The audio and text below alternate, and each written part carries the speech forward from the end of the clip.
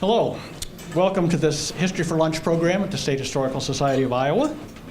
I'm Marv Bergman. I edit the Annals of Iowa here for the State Historical Society. So thanks for coming. Thanks to the folks from City Channel 4 for taping the program for later broadcast. And Mary asked me to mention that we'll be having an event here in late April to mark progress on the labor grant, on the labor collection that's being digitized. And we don't have an exact date yet, but watch for that. You'll want to come back for that.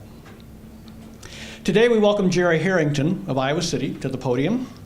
Jerry recently retired as Marketing Public Relations Manager for DuPont Pioneer in Johnston, Iowa, following a career at several Iowa newspapers and 3 public relations agencies.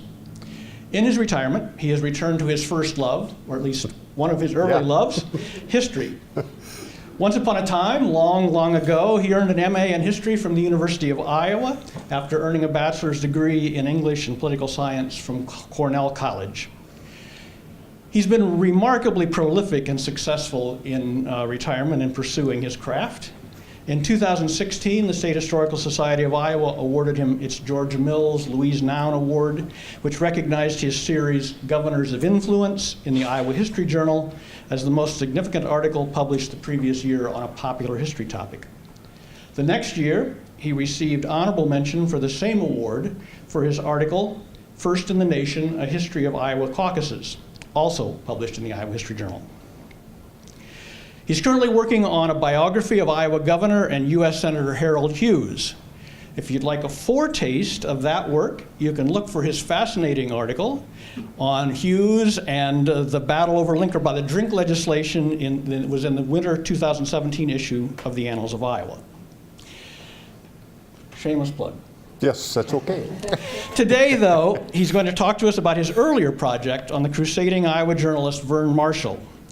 If his talk stokes your curiosity to know more about Marshall, you can look for his book. You'll recognize the similarity, which was published last year by the History Press, titled Crusading Iowa Journalist Verne Marshall, Exposing Graft and the 1936 Pulitzer Prize. So please welcome Jerry Harrington. Thank you very much. Thank you. And thank you for coming out on this chilly day. I had to put a coat on to get here. I'd like to thank the State Historical Society of Iowa for helping me out in this project, especially Charles Scott for helping to take some photos in the process, particularly photos from the old Des Moines Register in 1935. They were not used in the book, but they will be in the presentation here, so you're getting some extra stuff that was not in the book. I was prompted to look into this topic when I was contacted by History Press of Arcadia Publishing several years ago.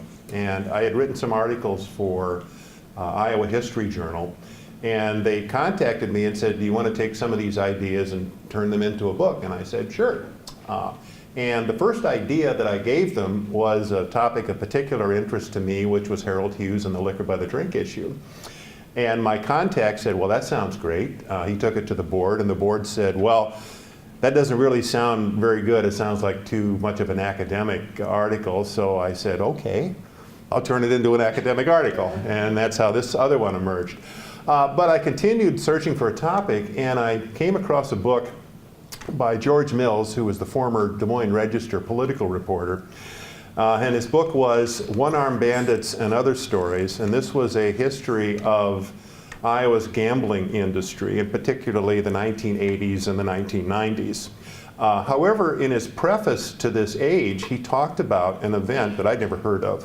In 1934, 35, and 36, when a crusading editor of the Cedar Rapids Gazette exposed slot machine gambling and other vices throughout the state, and it resulted in the Attorney General of the United States in a statewide trial that captivated everyone in Sioux City. And this fascinated me, especially when he went on to say that this editor, Verne Marshall of the Cedar Rapids Gazette, won the Pulitzer Prize for exposing these issues. So that's what I wanted to investigate. And for source material, it was quite easy when I got on the internet and found out that the Verne Marshall papers are at the Hoover Library in West Branch. And of course, there's the sources in the Cedar Rapids Gazette you can easily get here. And so I spent a good part of a year investigating this topic, and this is what you see as a result of it. What I'd like to do is go into the introductory chapter, give you some sort of an idea of what went on in 1934, 35, 36, and then kind of give you a bit of a summary of the book. And I'd like to bring out a picture of Iowa Governor Clyde Herring. By 1935, Iowa Governor Clyde Herring had grappled with crises after crises in his more than 2 years on the job. Elected as a Democrat in the depths of the Great Depression, Herring assumed office in a rural state suffering from high unemployment and farm prices well below the cost of production. The federal channeling of jobs, money, and agricultural programs into Iowa through President Franklin Roosevelt's New Deal had certainly helped. But times remained tough in 1935. Job lines were still long, and farmers still feared foreclosures. The crisis Herring faced on April 4th, 1935, however, in a special meeting in his office at the Iowa State Capitol in Des Moines, was unlike any he had confronted before. Seated before him that day were 5 other men, 4 of whom had traveled several hundred miles from Sioux City and Woodbury County on the western border of Iowa. They were Max Duckworth, Woodbury County Attorney; William Tice, Woodbury County Sheriff; Henry Coleman, Public Safety Commissioner of Sioux City; and W.D. Hayes, Sioux City Mayor. The remaining man in the room, like Herring, was a statewide elected official, Edward O'Connor of Iowa City, Iowa's Attorney General. Like Herring, O'Connor was a Democrat elected in the Roosevelt landslide of 1932 that gave Iowa Democrats broad control of state government for the first time in nearly 80 years. Herring, a middle-aged bald man and former Des Moines automobile salesman who looked more like someone's frumpy uncle than the state's chief executive, got right to the point. "Verne Marshall has absolutely got the goods on you boys," he said, adding, "Marshall has got who collects the money and how it is collected." All in the room knew the issue to which the governor was referring: charges of a statewide protection racket routing money to public officials to allow illegal liquor sales and gambling go unprosecuted. The governor glanced over at Woodbury County Sheriff Tice and said, "Tice, your skirts are clean." Looking at Hayes, Governor Herring said, "Mayor, they have got you in it." And he continued around the room. "Mr. Coolman, they have got you in this. Mr. O'Connor, you were in this. And Mr. Duckworth, you were in this." Herring paused. "What do you boys think ought to be done?" he said. County Attorney Duckworth spoke up. "Well, if this man has the goods on us, as he says he has, and has the information and evidence to the effect, the best we can do is go back home and ask that a special session of the grand jury be convened and let him present his evidence there." The Attorney General growled that Verne Marshall wouldn't dare say to his face he had, quote, "had the goods on him," end quote. Sheriff Tice later said it was noticeable that no one spoke up and denied the charges. A consensus emerged among these public officials to let the chips fall where they may and prepare to face the consequences. But all, no doubt, were thinking they would fight these charges in the courts and in the broader court of public opinion. What followed was a whirlwind of legal and political conflict that consumed the lives of everyone in the room and the citizens of Iowa for the rest of the year. Soon, both Duckworth and Coolman were forced to resign from office. Hayes vigorously fought for his job against an effort by the city government to remove him. O'Connor was indicted. The Attorney General of the state of Iowa was indicted on graft and corruption charges and fought for his political life in a high-profile 7-week trial that ultimately ended his public career. Most Iowans were shocked as charge after charge of graft and corruption were thrown at these public officials and many others around the state. One result was the indictment of all these men, among nearly 50 others, amid one of the most explosive vice investigations in the history of the Hawkeye State. The statewide drama resulted principally from the reporting of a single newsman, Verne Marshall, editor of the Cedar Rapids Gazette. This crusading journalist, a reference that Marshall absolutely hated, turned Iowa upside down in exposing layer after layer of corruption and protection networks that permeated the state. In story after story in his daily newspaper, this editor raged against statewide graft until officials were forced to act, convening several grand juries in multiple counties and indicting these dozens of individuals. Armed with his powerful weapon of words, paper, and ink, Marshall already had a reputation as a hard-hitting, driven journalist. Time and again in the past, he has shown he was fearless in exposing corruption in public office, and fueled with a vindictive righteousness, Marshall steadfastly believed the role of a journalist was to expose corruption among public officials, no matter the consequences. And this he did throughout 1935. This passion ignited a year like no other in Iowa history, claiming the attention of a nation and gaining for the editor the highest honor in American journalism, the Pulitzer Prize. But who was this man who commanded such fear among these politicians? What brought him such a reputation? Who was this reporter? It's easy to move the slides. Well, there's a reporter in his younger days.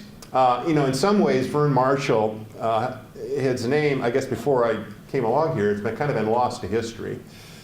In going throughout some sources in Cedar Rapids, I could find very few contemporary references to Verne Marshall. I know a reporter on the Gazette staff who told me that the Pulitzer Prize is sitting somewhere in the newsroom, but she didn't know where it was, and she didn't know too many reporters that could explain how they got it. And that's one of the reasons I wanted to write this book. Another reason is just the story is just so darned interesting, especially to a former reporter like myself. The exposés of 1935 were one of at least 3 scandals that Verne Marshall uncovered in his career. The first, and actually probably the most important, at least according to Marshall, because it actually saved lives, happened in 1920, 1921, when, as a young reporter for the Gazette, Marshall was investigating regulation of bovine tuberculosis in milk. He just had a young daughter born and wanted to make sure she got healthy milk. He found that the Iowa State Dairy and Food Commissioner, who was responsible for monitoring the industry, had shipped diseased cows into Iowa and sold them to dairymen. The reporting got the commissioner fired, regulations changed, and made milk much safer, in fact, among the safest in the country. The second assault, written in this building in downtown Cedar Rapids, which is the Cedar Rapids Gazette, the second assault was against the University of Iowa in 1930 and 1931. In a searing series of articles, Marshall charged the university with corruption and double standards. Basically, it was an old boy system, he said. He found the university treasurer had deposited funds from the Rockefeller Foundation for expanding the university hospital in his own bank without paying interest. University officials were using university homes for private purposes, relying upon university employees for private projects, and awarding contracts based on favoritism. Marshall placed then University President Walter Jessup at the center of a scandal involving payments to athletes long before athletic scholarships were legal. The result was an extensive legislative investigation of some 6,000 pages of testimony. One consequence was that the university treasurer was shown to have embezzled funds. He fled to Florida, and after a warrant was issued for him, he took his own life. The third great series of exposés, and the thrust of my book, began in December 1934 during a liquor raid in a canning factory at 415 12th Avenue Southeast in Cedar Rapids. Cedar Rapids police found that the owner, J. Leroy Farmer, who is shown here on the right, was operating an illegal bar in the basement of his factory and illegally selling liquor. This was less than a year after national prohibition was repealed, and the state of Iowa had set up the Iowa State Liquor Control Commission, the only body that could legally sell liquor in Iowa through Iowa liquor stores. But liquor wasn't the policeman's major find.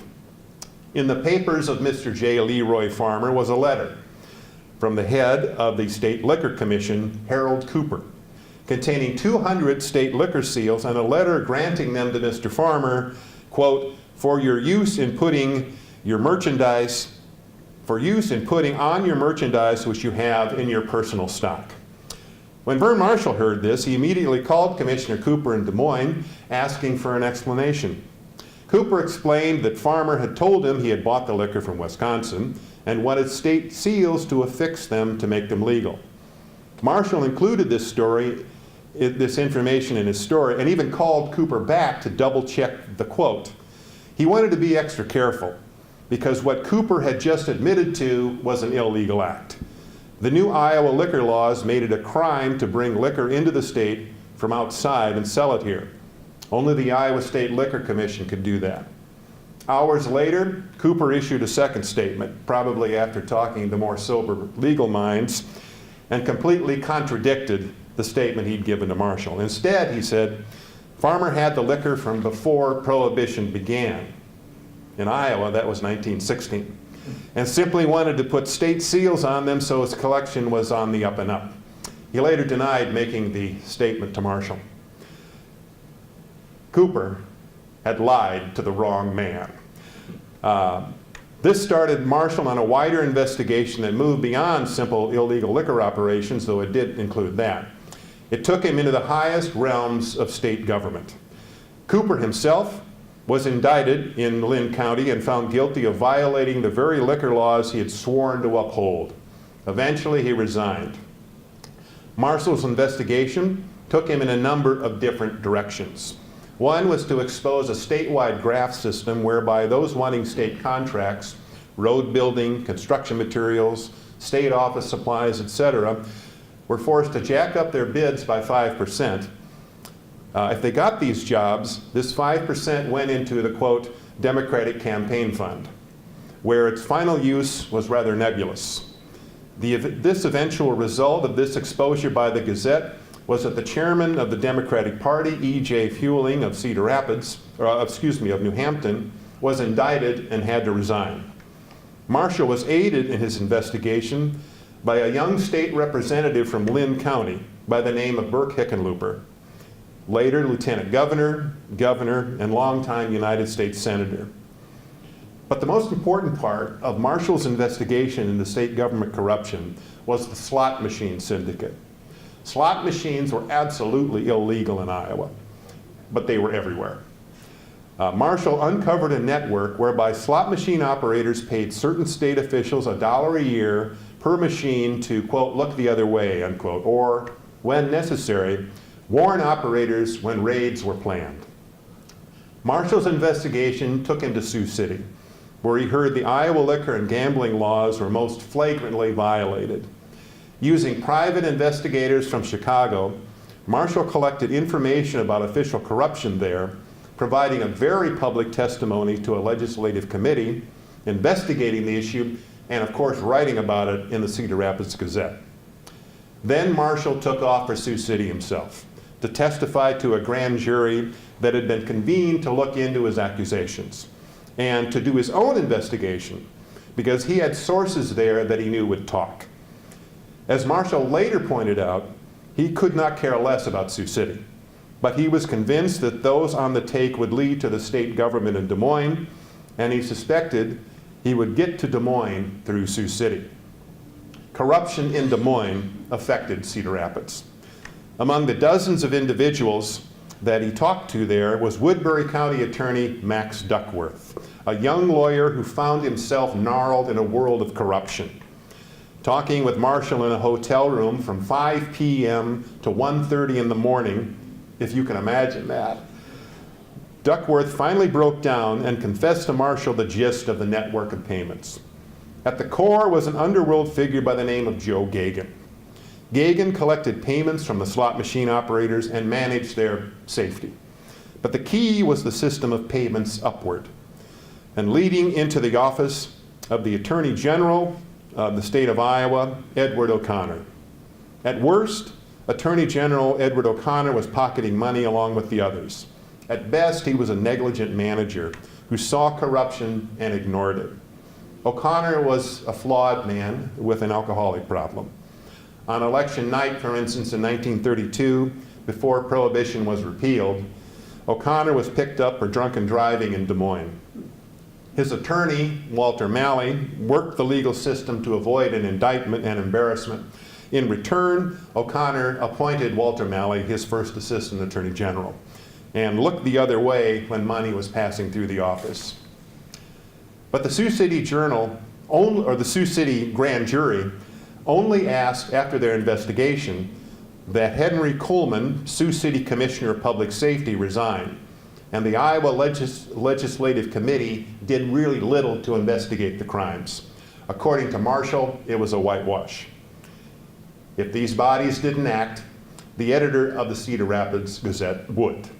So beginning in the first half in April in 1935, story after stories appeared in the Cedar Rapids Gazette, describing these and other stories of corruption, liquor violations, election fraud, testimony that a drunken O'Connor had to be carried out of a Sioux City tavern owned by a convicted felon.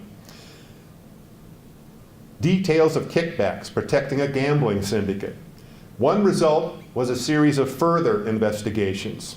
We've already heard about Harold Cooper of the Liquor Commission and fueling of the head of the Democratic Party. Then Henry Coleman, Commissioner of Public Safety in Sioux City, resigned. The Sioux City Chief of Police and other Sioux City law enforcement officials. Finally, the Woodbury County Attorney, Max Duckworth, resigned. Also, the Woodbury County assembled a second grand jury, this time under the leadership of another bulldog of a public servant, former Attorney General Horace Havner. On July 3rd, 1935, under Havner's leadership, nearly 50 individuals were indicted for running the slot machine syndicate and other crimes, including the sitting Iowa Attorney General and his first assistant.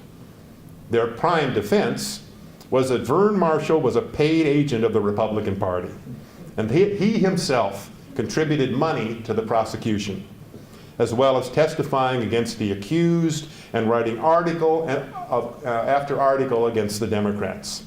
Their argument was that this is just politics, and they were victims of Marshall's partisanship. All of the accused took this defense through the Iowa court system to get their indictments overturned, with one exception.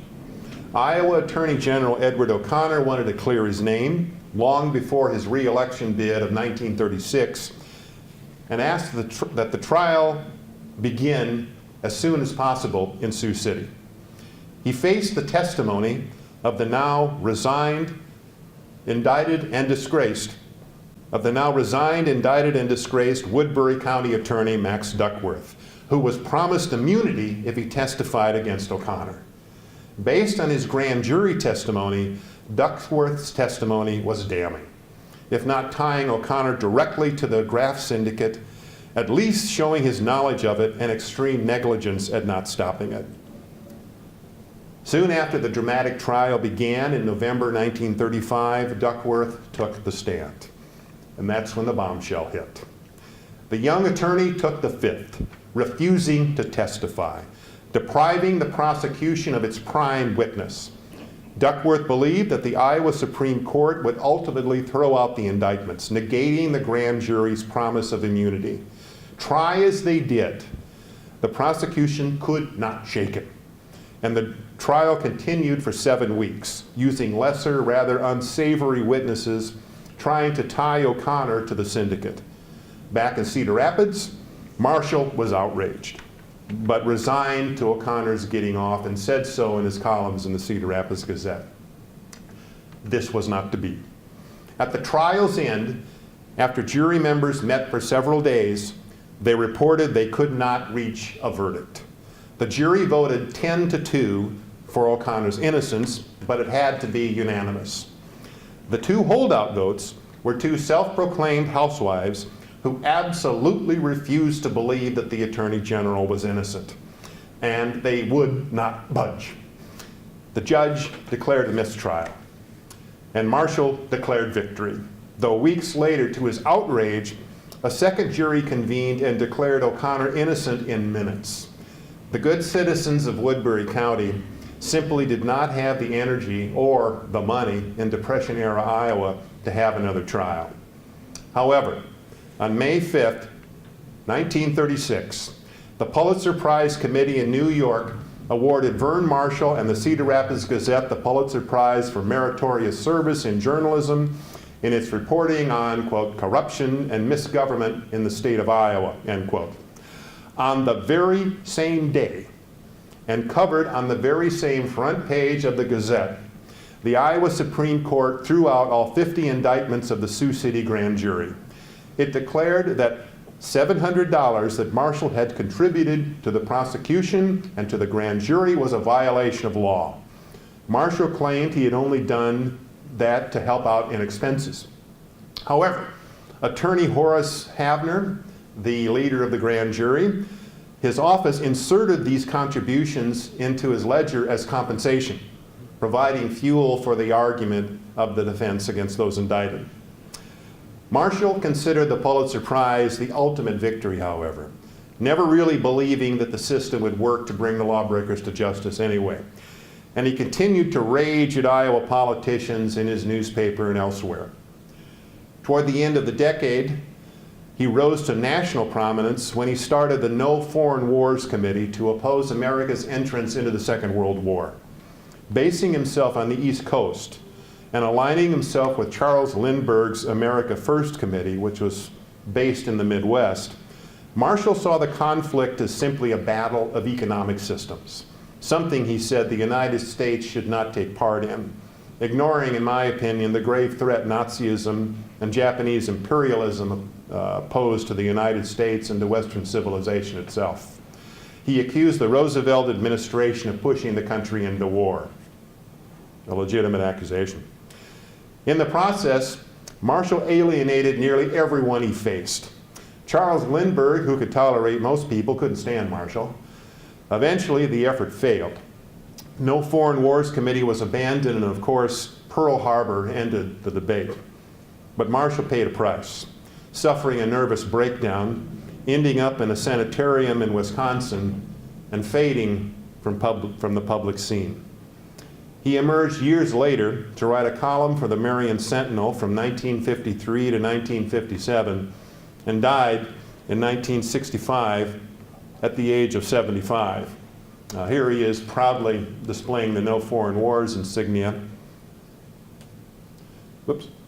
And here he is making a speech on the NBC town meeting of the year. And let me conclude by looking through my last few paragraphs here in the book. The question of individual guilt and involvement is difficult to determine after so much time has passed and records faded. But the damning evidence uncovered by Marshall and the burning words of vitriol thrown back and forth between the editor and those he accused were simply too hot to believe all were innocent. There clearly was a network of corruption in Iowa in 1935. Verne Marshall investigated it like no one else at the time, and he significantly contributed to its demise. This was a moment when a steely-eyed sentinel of journalism, as flawed as Marshall was, and he certainly was, he plunged fearlessly into a virtually hidden world of corruption to expose it to public scrutiny. Only by shining such a spotlight on these deeds can citizens judge whether or not their government works for them. It is a story that stands as a testament to what a journalist should do and what a journalist must do to maintain the trust, success, and endurance of American democracy. This is what Verne Marshall did. This story immediately made me think of today's media. Yeah. Can you speak to that? Did it bring up any thoughts from you when you were writing it? Well, if you can apply it to the contemporary age, if you believe that Marshall was right, and I think a lot of the evidence shows that he was, it's when you speak truth to power, you face a lot of opposition, and certainly the modern media today does in face of accusations from certain parties, and I think it's a testament to those. Certainly in history, to stand up to those and to move forward and see that you can be the best possible journalist you can be and bring about and summarize and report the truth. It helps everybody that way in the long run.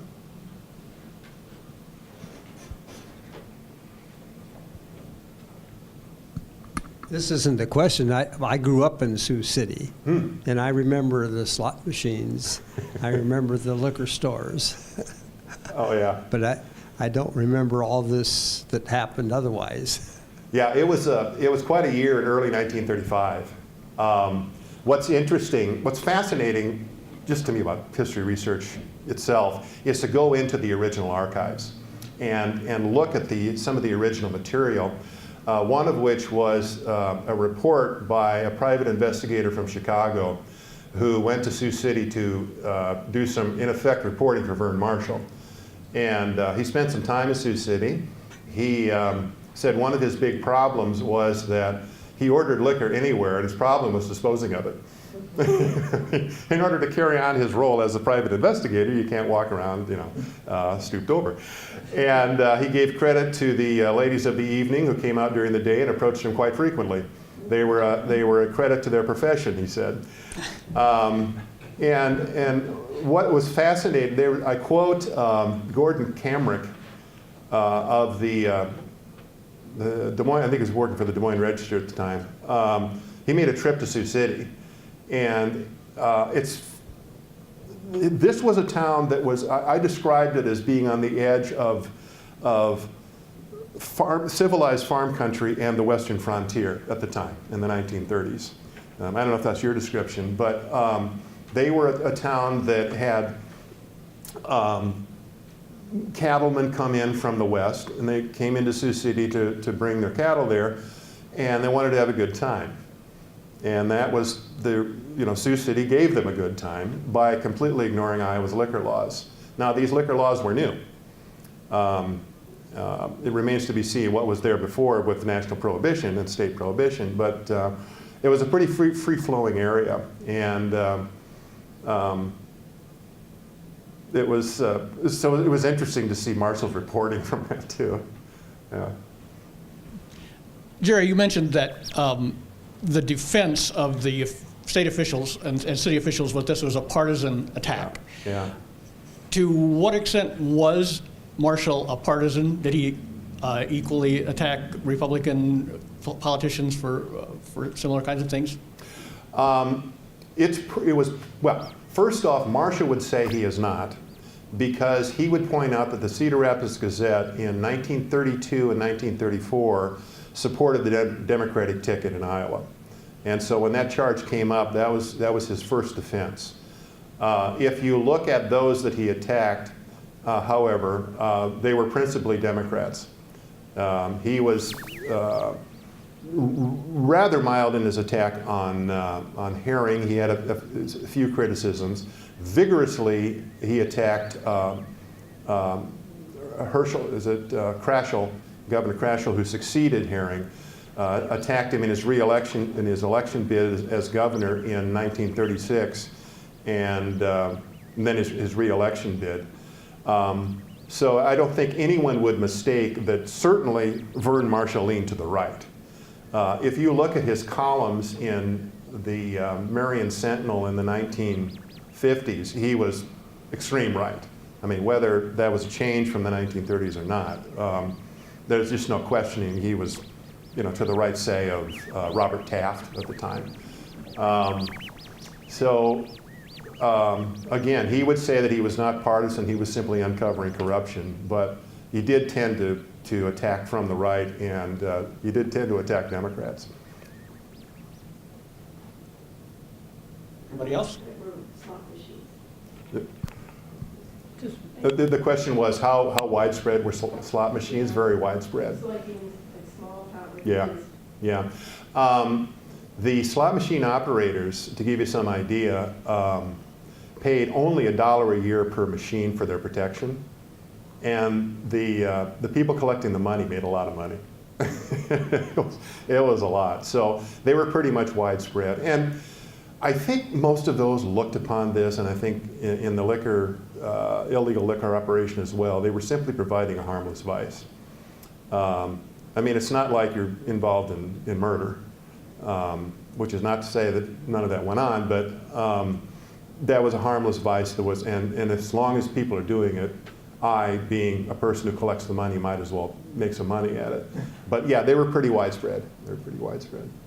Do you want to use the mic here? Was it connected to organized crime, the slot machines and the protection money, through Gagin? I don't know anything about him. Yeah, I would not call him organized crime as much as I would call him a political operator who was involved in kind of the underside of Iowa society. I don't know that you had, say, Chicago interests enter in on this. I think it was just, Iowans doing something that was facilitating a harmless vice, is what they would say. Organized crime, well, it was organized. Yeah. I mean, it was organized. Was it crime? Yeah, so in that sense it was, but no. What methodology did he use to get inside and collect this damning information? One thing, he did hire a private investigator to investigate Sioux City. Another one along the same line to go around Iowa to find out where slot machine operations and payments were going on and other corruption. But the prime focus of his tactics was being a good reporter. Having contacts, calling people up, using his staff to follow up on leads. The exposure of the Leroy Farmers operation in December of 34 led him to believe that there was other things going on, and so he just started asking questions. I think it was just the fact that he was a good reporter. Yeah. A lesson to all reporters is you continue on and you dig and you continue to ask questions. Good place to end, I think. Let's thank Jerry for his talk. Thank you.